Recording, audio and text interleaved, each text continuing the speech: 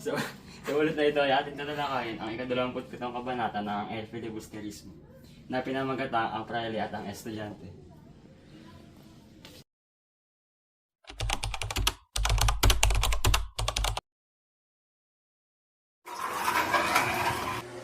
Halina't talakayin natin ang tauhan, tagpuan at talasalitaan sa Kabanata 27 ng El Filibusterismo. Ang tauhan sa Kabanata 27 ay si Isagani at Padre Fernandez.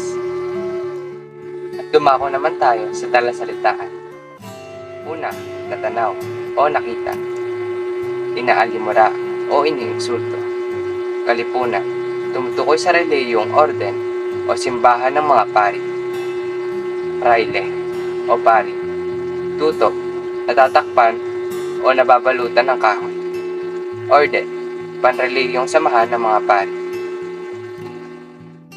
At ang tagpuan naman ay sa tanggapan o silid ni Padre Fernandez.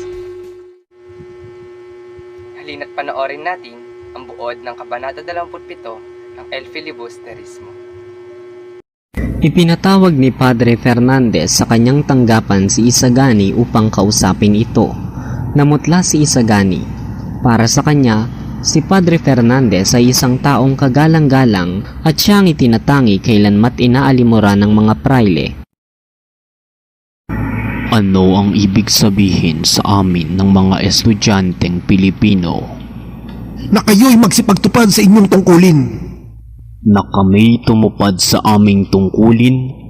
Ano-anong tungkulin ang iniaatang ninyo sa amin?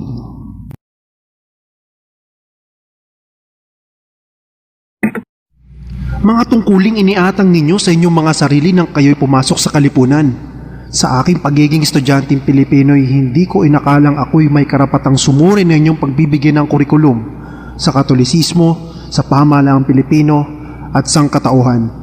Mga bagay na dapat ninyong liwanagin sa tagapagtatag nito. Sa aking pagiging estudyanteng Pilipino, ang tutukuyin ko lamang ay ang inyong mga tungkulin sa amin.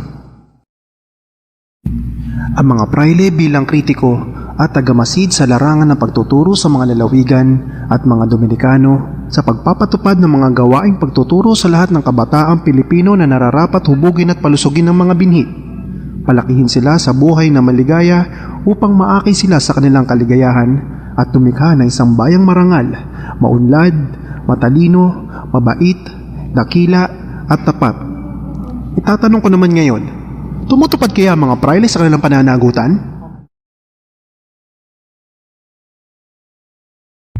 Tumutupad kami. Padre Fernandez, kayo'y makapagsasabing tumutupad ng nakatutok ang kamay sa inyong puso. Ngunit kung itutup sa tapat ng puso ng inyong samahan, sa tapat ng puso ng iba pang mga orden, ay hindi kayo makapagsasabi niya ng hindi magsasalita ng kasinungalingan. Paano ang ginagawang pagtupad sa tungkulin ng mga tagamasid sa pagtuturo sa bawat bayan? Hinahadlangan.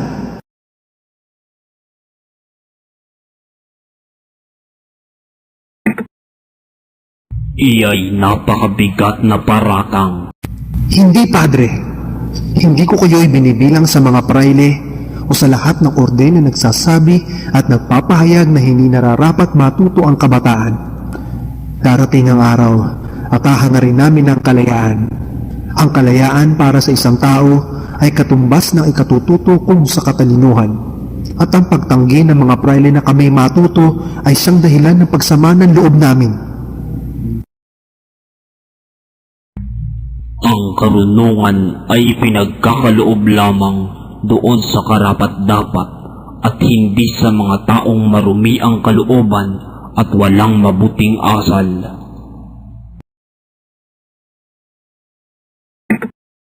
Kung ganoon, paano pong nagkaroon ng mga taong marumi ang kalooban at walang mabuting asal? Iya'y mga kasiraang nasuso sa mga magulang, kinagisnan sa sinapupunan ng mga pamilya. Anong malay ko? Hindi po, Padre Fernandez. Kung sino man kami ay kayo ang may kagagawan. Ang bayang sinisiil ay tinuturuan ng pagkukunwari. Ang taong pinagkakaita ng katotohanan ay tinuturuan ng kasinungalingan. Sino may sala sa mga pangyayaring iyan? Kayong may 350 taong humahawak ng aming katututo? O kaming sumusunod sa lahat ng bagay?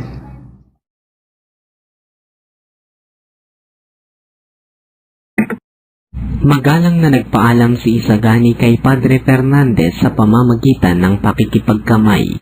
Natanaw ni Padre Fernandez sa daan na may kausap si Isagani. Saan ka pupunta, Isagani? Sa pamahalaan sibil, titignan ko ang mga paskin at may kisama ako sa iba.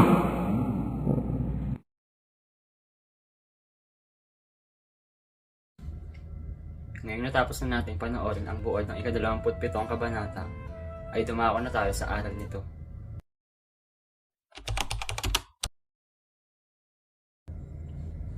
Ipinapakita nito ang kahalagahan ng integridad, pagiging tapat at pagsisikap para sa kaunlaran ng lipunan. Binibigyang diin din ng pag-uusap ni Isagani at Padre Fernandez ang epekto sa pagsupil ng kaunlaran, malayang pag-iisip at panggagamit sa kabataan. Sa kabuuan, tumutok ang aral ng kabanatang ito sa pangangailangan ng transparensya, katarungan at pagsunod sa tungkulin sa bayan na siyang magagamit bilang kasangkapan sa pag-unlad at pag-angat ng lipunan. Muli, ako si Cedric Allen B. Melgar, kasama si Alexis J.P. Quaresma, nag-uulat at magpapaalam na. Maraming salamat po sa inyong pakikinig.